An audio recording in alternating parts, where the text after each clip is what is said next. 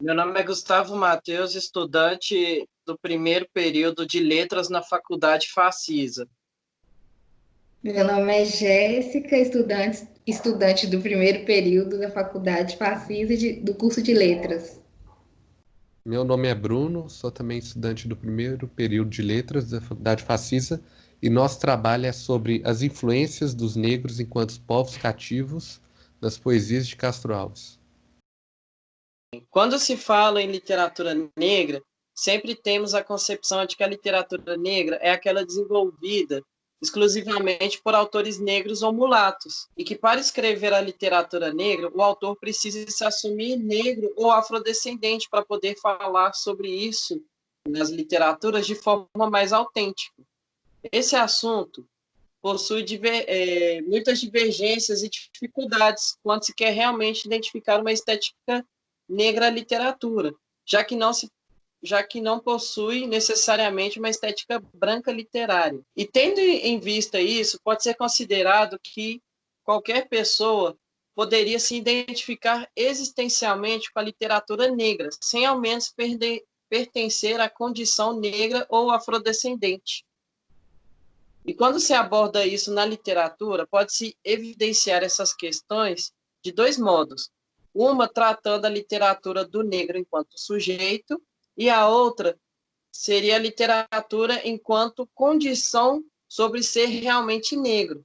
Nesse trabalho, vamos falar do poeta baiano Antônio Frederico de Castro Alves, mais conhecido por ser o poeta dos escravos, que também é um dos poetas mais conhecidos da literatura brasileira. Vamos falar também sobre um dos seus poemas mais conhecidos, O Navio Negreiro, escrito em 18 de abril de 1868, quando o poeta tinha 22 anos de idade. No poema Navio Negreiro, foi relatado terríveis situações dos povos africanos que foram arrancados de suas terras, sendo separados de suas famílias, tratados como animais nos navios negreiros que o traziam para o Brasil, para serem propriedade de senhores e trabalhar sobre as ordens dos feitores que os maltratavam. A partir da poesia de Castro Alves e sua narrativa social e humanística, o negro teve seu sofrimento exposto à alta sociedade da época, com o sofrimento e crueldade vista no cotidiano do negro escravo. A visão humanística de Castro Alves fica ainda mais evidente, uma vez que ele olha o negro como ser humano e não como coisa. Em seu poema, O Navio Negreiro, é perceptível o tom de indagação e horror sobre o tratamento do negro, quando diz: Que cena infame viu, meu Deus, que horror, Senhor Deus dos desgraçados. Dizei-me vós, Senhor Deus, se é loucura, se é verdade, tanto horror perante os céus. Ó mar, por que não apagas com a esponja as vagas de teu manto estiboso? Nesses trechos, Castro Alves se mostra horrorizado e indignado com o tratamento que é dado aos negros, ao saírem dos navios negreiros. No decorrer do poema é narrada a situação do negro, de como ele vivia antes da escravidão. Apesar de observarmos alguns estereótipos, é atribuído ao negro coragem e heroísmo. Logo após essa descrição, Castro Alves fala de como a vida dos negros passou a ser a partir do momento em que os negros foram tirados de sua terra natal. No trecho Os Filhos do Deserto, onde a terra expôs a luz, onde vive em campo aberto a tribo dos homens nus. São os guerreiros ousados que com os tigres mosqueados combatem na solidão. Ontem simples, fortes, bravos, hoje míseros escravos, luz sem ar, sem razão. Castro Alves mostra que o negro era alguém com qualidades como qualquer outro, e após ser levado à escravidão, sua vida se resumiu a sofrimento e dor.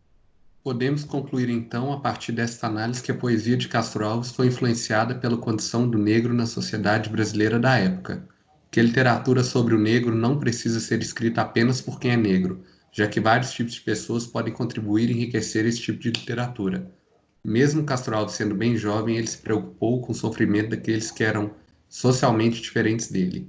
Ele se sentiu que deveria usar sua arte em favor daqueles que foram injustiçados, para tentar melhorar a condição de vida dos escravos, tentando então com seus poemas convencer a classe dominante de mudar suas opiniões e hábitos referentes à escravidão, e assim denunciar as práticas de sua sociedade escravagista. Ele teve um olhar diferenciado com a população negra, mesmo ele colocando o negro como escravo em seus poemas, Suas representações do povo negro eram mais aprofundadas do que de outros poetas. Ele não objetificava o negro, mas o reconhecia como ser humano, e este aspecto de sua poesia fez com que ele tivesse um destaque maior e acabou recebendo o título de Poeta dos Escravos.